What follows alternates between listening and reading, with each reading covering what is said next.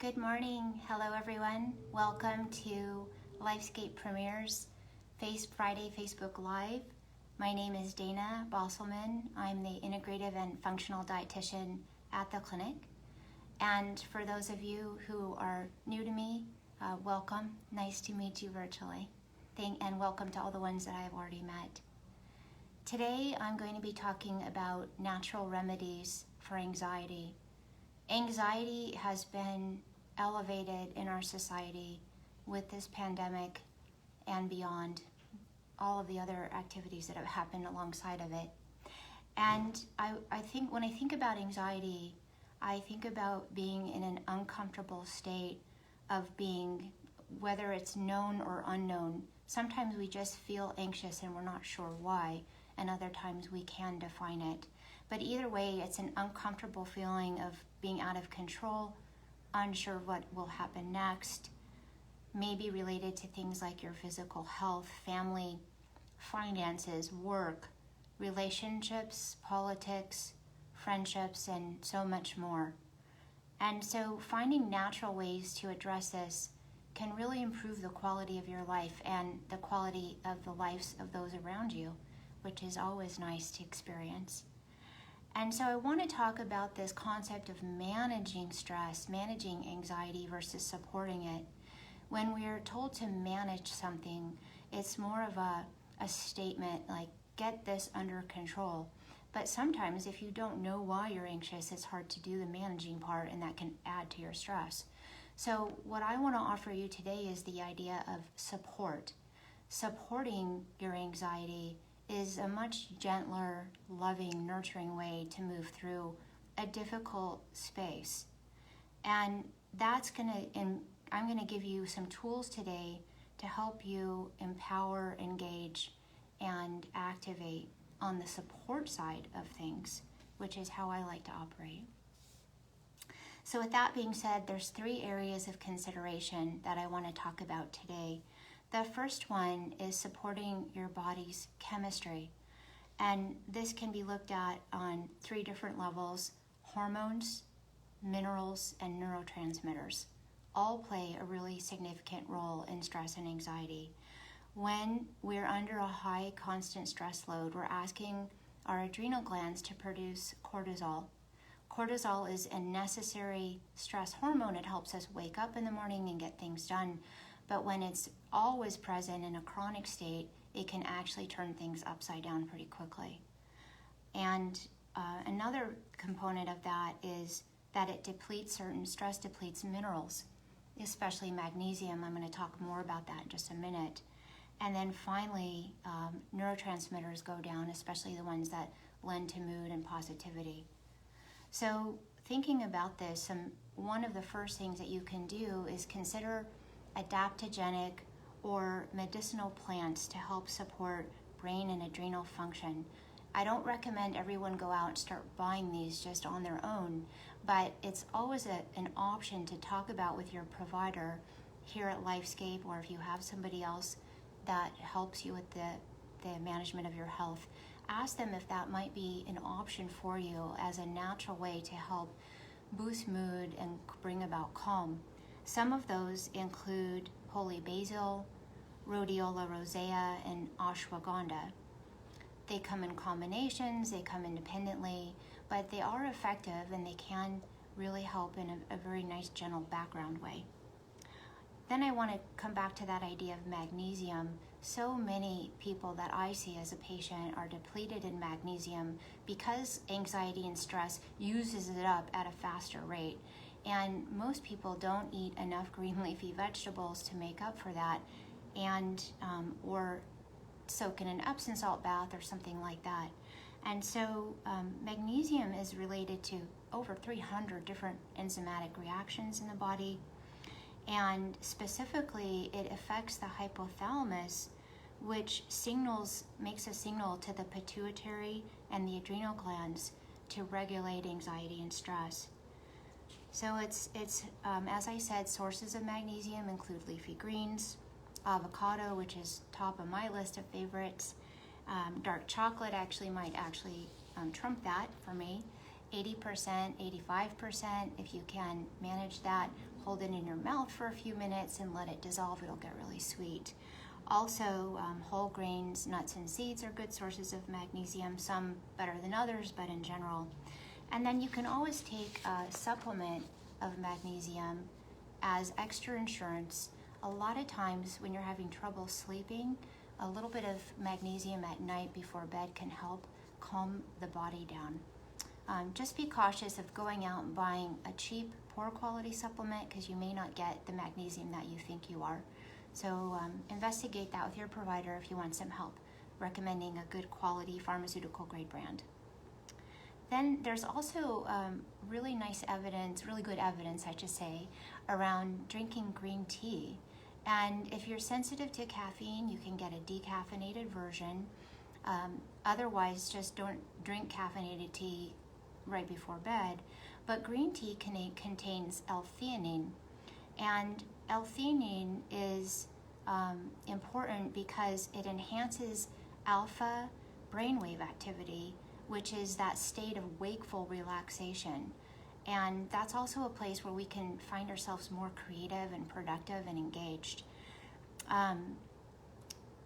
Theanine also increases the synthesis of GABA, and that's an acronym, it's a neurotransmitter. And when GABA increases, then naturally the body starts making more dopamine and serotonin. And those are our feel-good transmitters. That's what we're after when we eat sugar. You may not think of it that way, but sugar actually stimulates the release of dopamine in the reward center of the brain and asks you to do it again and again. But this is a much better way to do that because we know sugar also inflames and can actually increase stress and anxiety by other methods. So that would be a nice option to look into. Also, you might want to try experimenting with kava root. You can get it in a tea form, and there's a brand called Yogi Tea. It's available at almost all supermarkets, and it's the product is called Kava Stress Relief, and that's a safe way to bring about elevated levels of GABA as well, and that's to enhance your mood, your sleep, and lower anxiety levels. So sipping some tea in the evening or in the morning, if you wake up feeling anxious, might actually really improve your day as you go along. The second point I wanted to make is talking about supporting the gut-brain axis. Some of you may have heard of this, you may have not, but really we tend to think of ourselves in bits and pieces, and in functional medicine, that's not the way it is. We think of a body as absolutely integrated. It's a systems-based approach. And so it's not just your head here and your body here, it's you as a unit, as a whole being. And so your gut has its own brain, it's the enteric nervous system, and it communicates back and forth with the brain in your head. And it does that through the vagus nerve. And we call that the superhighway in functional medicine because the signals go rapidly back and forth. And so if you have a distressed mind, you're going to have a distressed gut, or vice versa. And some of you may see that manifest by needing to use a bathroom rapidly when you're under pressure or high anxiety levels. So one of the things that you can do is stimulate the vagus nerve to work at the right times. And there's two really fun ways to do that. The first one is by singing. And I myself cannot sing at all, verily, but I do enjoy it, and I'll sing when nobody's around. And the other one you can do is gargling, and that doesn't have to be with any particular solution. It can just be water. If you want to put a little salt in warm water and make it kind of an antibacterial gargle, you could do that. But just the act of gargling stimulates that nervous system response. So that's one way that you can help improve that pathway. Another thing that you can do is really clean up your diet and keep your gut from getting inflamed. Inflamed gut, inflamed brain, anxiety, stress, and uncomfortable feelings. So following the Dirty Dozen by the Environmental Working Group is one really easy way to do that by lowering your toxic load. You can download that app free on your phone and use it when you grocery shop to find foods that are lower in pesticides and chemicals and navigate your way around the store quickly. So you want to think about vibrant colors, bountiful plants, clean protein, lots of fiber. All of that feeds your microbiome or your gut and makes that brain down there, the enteric brain, much, much happier. One of the other things too is just simply removing inflammatory triggers. Those are top of the list that I see in patients' diets that I work with are artificial sugar. It creeps into so many different places and really disrupts the microbiome. Artificial flavors and colors. Just by removing those alone, you might find that your mood increases because you'll start feeling more grounded. Sugars we talked about, refined flours, and also excess caffeine and alcohol. So drinking a pot of coffee all day long isn't top of my recommendations. Excess alcohol depends on each person, but generally the recommendations say a glass of wine or alcohol beverage for a woman is considered the stopping point. For men, 2 glasses. So think about your consumption there and how that may be also affecting anxiety and stress. Finally, I want to talk about 2 other quick things. One is fermented foods. For those of you who've been in my cooking classes or online, I do try to bring those in frequently. That's kraut, which is in the refrigerated section of the store. It's a living, breathing food rich in probiotics. That's the other big component here is we want to keep our probiotic or our bacteria population happy and diverse so that the rest of the signalings coming up to the body and the mind are that life is good and that mood is good. You can also take a probiotic supplement. Again, I wouldn't run out and just buy anything off the shelf.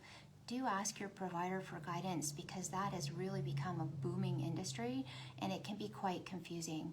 So let us guide you if you'd like and get you on the right track. Okay, we're going into it. The third thing I wanted to talk about with you is supporting cellular detoxification.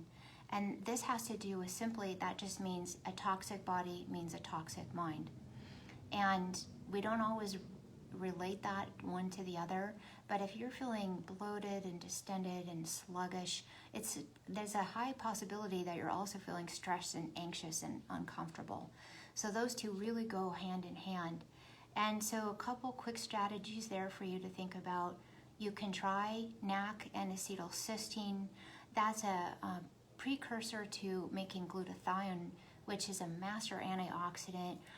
Both are going to help lower oxidative stress and help detoxification, especially at the level of the liver. When you've detoxed your body on a daily basis, it's amazing how much better you feel. And that really leads me into the next point, which is sweat. Sweating on a daily basis is really critical. It's actually not hard to do here in Arizona. All you have to do is walk outside for 10 minutes and you'll find yourself sweating. But exercise, purposeful exercise is also nice. If you have access to a sauna a few times a week, fantastic. Sometime, just some way to help remove those toxins through the skin, which is its own organ. And then regular bowel movements. And when I ask my patients, do you have a regular bowel movement? What they say to me is yes. And I say, well, what does that mean? How often does a bowel movement occur? And they'll say, oh, every 2 or 3 days. That's not regular. Regular is 1 to 2 times a day, maybe even 3 for some very high metabolically active people. And if you're not having regular bowel movement, come talk to us and let us figure out what's going on there, what's keeping you toxic, and maybe start adding more fibrous foods, legumes, whole grains, nuts and seeds. Maybe you want to even add some ground flaxseed to a smoothie or sprinkle it on a salad or some vegetables. 2 tablespoons of that a day can really help move things along. Also, dark green leafy vegetables and cruciferous vegetables like cauliflower, Brussels, broccoli, arugula.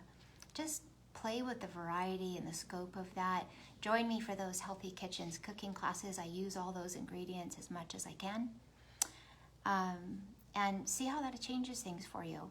So with all those things now being said, I want to move into the lifestyle remedies because these are just as important and just as effective. A lot of times we think about what's wrong with me, what's wrong with my diet, with my food, that is a really big deal, absolutely. But the way we do things, the way we live, our habits around that actually really make a big difference too. So I want to talk about the exercise as the top way to boost endorphins. When we have anxiety and low mood, sometimes just pushing yourself to get out and walk or stretch or do some type of movement really changes the picture. And it doesn't have to be a long time. You can just say, I'm just going to start. And guess what? Usually once you start, because it does start feeling good, you'll end up engaging for enough period of time to get the benefit. So endorphins are those feel-good chemicals. And once you're done exercising, the benefits of that last. They reverberate or like a stone. They ripple out through the water. And they help you sleep better, which really is important for decreasing anxiety. Tension comes down, mood is more stable, and you can improve your self-esteem by exercising. And when you have a higher self-esteem, you feel good about yourself, then you can show up as a better person, and then you can be a better person for those around you. So it's all about bringing the energy into the room, and if you contribute to that positive energy, then those around you benefit too. And when others benefit, you feel better. Even if you didn't feel good before, you just kind of, I'm going to try to feel good, and you help someone else feel good. What an amazing feeling that is.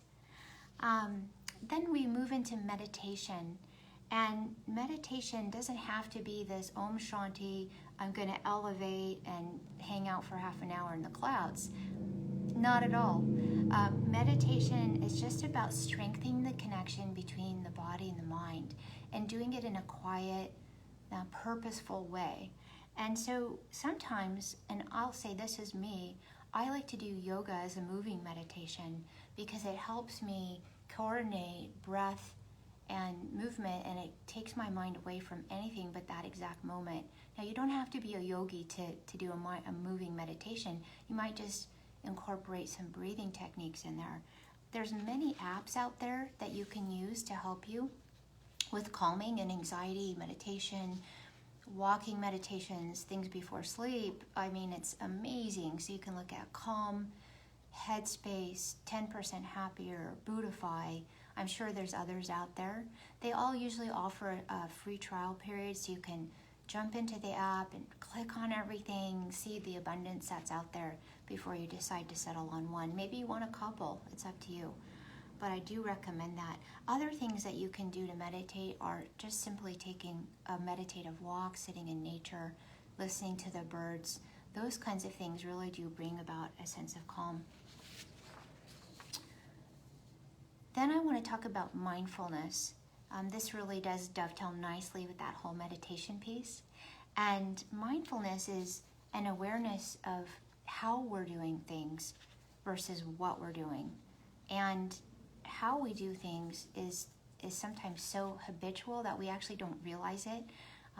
But once we step back and kind of look outside of ourselves, we can really notice some of those things. So some of the ways you can do that is by slowing down, and especially slowing down when you're eating. I find so many of my patients tell me that they eat rapidly. One person said that they just inhale their food or wash it down with water. And their partner eating with them was also feeling that anxiety and stress of rapid eating and started doing the same, which is really bad for digestion.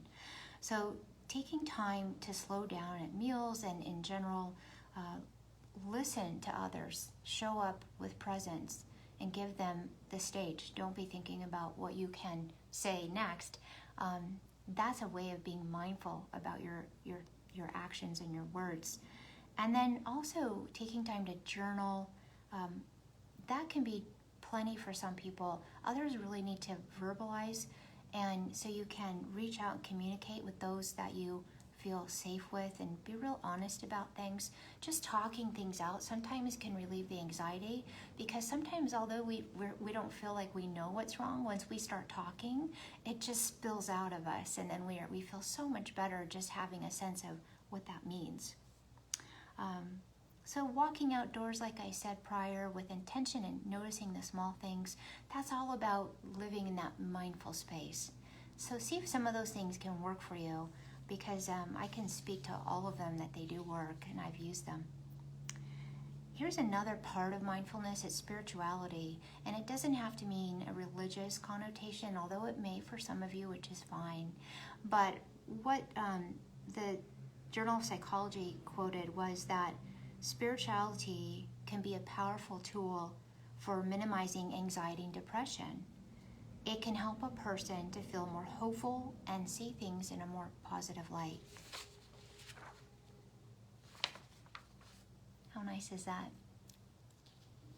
Okay, let's move on to the next thing, which is sleep. The better you sleep, the better you will feel. Sometimes that actually means evaluating your actual sleeping space, your bed, your pillows, your sheets. But here I'm thinking more about setting up a sleep hygiene or a sleep ritual where you go to bed and wake up at the same time. You turn screens off 30 minutes before bedtime, get away from the electronic world, which stimulates that production of cortisol and keeps us from raising our melatonin levels, which is what actually helps us sleep. As I mentioned earlier in this message, no caffeine if you're sensitive to it after 1 o'clock. That actually really helps. Make your room cool and dark in advance, so that enhances sleeping. And save difficult conversations for another time versus right before bed, unless they really do have to happen. That's something that will start stimulating your subconscious mind, and my guess is you'll wake up somewhere between 1, 2, or 3 a.m. thinking about it and not being able to sleep. Don't go to bed mad if you can help it. Maybe just write everything out and get it out of you, and then address it in the morning. Try some stretches or some restorative poses. I recommend this to all my patients. It's called Legs Up the Wall. Look it up on YouTube. It's really easy to do and brings about a parasympathetic response, which is that rest, repair, and digest. Really wonderful to do right before bed. So you can try that out.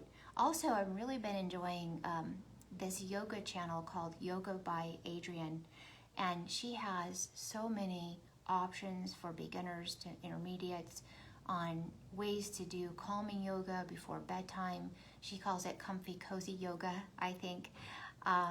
Very lovely, all available to you, great resources. And then moving into the next thing, we want to talk about breathing exercises. Wow, it's so available anytime for every person. Isn't that lovely? So I call it grounding, and you can do square breathing where you count for 4, hold for 4, release for 4, and hold for 4. So that makes the full square. And it's up to you that the speed that you do it at, but the slower the better, because when you breathe deeply, you increase oxygenation to the brain, oxygen levels, and that helps calm your heart rate and lower your breathing rate or respiration, which all ties into stress. When we're stressed or anxious, we breathe from up here in our chest.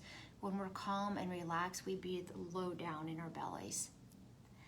And then I want to talk about creating soothing rituals. We've already sort of touched on that with all these different topics, but hot Epsom salt bath or warm Epsom salt bath before bed. Twofold benefit, as I said, you get the magnesium from the earlier part of this talk, and you get the warm water, and you get muscle relaxation, really good sleep, especially if you're sore from activity.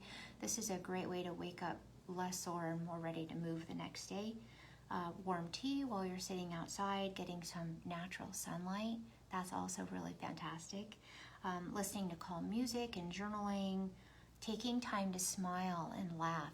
I have some YouTube channels that I watch that really bring a big smile to my face. And they're short, 3 or 5 minutes. That's all you need is throughout the day is rechanneling that energy as it comes up. And then trying some yoga nidra poses. Again, Yoga with Adriene can really guide you there. And then winding down now into the home stretch. There's other self-care options that address anxiety and stress, and they're all available much more so now than they were earlier in the year. Chiropractic care, if there's something that is really bothering you, you need to get adjusted. Massage therapy, just getting a Swedish massage where you get a full body relaxation, soothing music with calming lotions, and they'll usually infuse that with some essential oils like lavender, frankincense, really can make a big difference. I think a massage is actually, it should be part of your essential routine once a month, more if you like it, but really it's something that's I consider as top of the list. Acupuncture can be really beneficial. Biofeedback mechanisms are nice. That may be something you'll want to see a counselor to help you learn how to do. Creative outlets are great anxiety and stress relievers. Things like dancing, writing, drawing, painting, sculpting, singing along with music, stimulating the vagus nerve while you do it. All of that brings a positive emotional state and also a sense of accomplishment for whatever it is that you've been working on. And then finally, you want to maybe consider some behavioral therapies. We have an amazing counselor associated here, Dr. Lisa Stroman, if you'd like to reach out to her. There's also professionals in the area that can help you with different coping techniques that are not medication related initially, and giving you a nice, safe, neutral place to talk as well. Like I said earlier, just talking can really help quite a bit. So with that being said, I wanted to give you a little mantra to think about when you're starting to feel anxiety levels rise. And it's just where you sit down and really, drop your shoulders down off of your body, out of your ears, and put both of your feet flat on the ground so you're really connected to the earth. And take a big breath and say to yourself, I'm grounding, I'm breathing, I'm settling, and I'm soothing. And really feel those words and repeat it a few times if you want. Maybe even write them down on a piece of paper. I'm grounding, I'm breathing, I'm settling, I'm soothing. So with that, I hope some of these strategies and techniques, these natural ways to help bring about a higher quality of life through decreasing stress and anxiety are helpful to you. Feel free to share this with any of your friends or family that you think may benefit. And tune in again to our next Friday Facebook Live. It'll be announced on our website and through email communication. I thank you so much for listening, and until then, be well.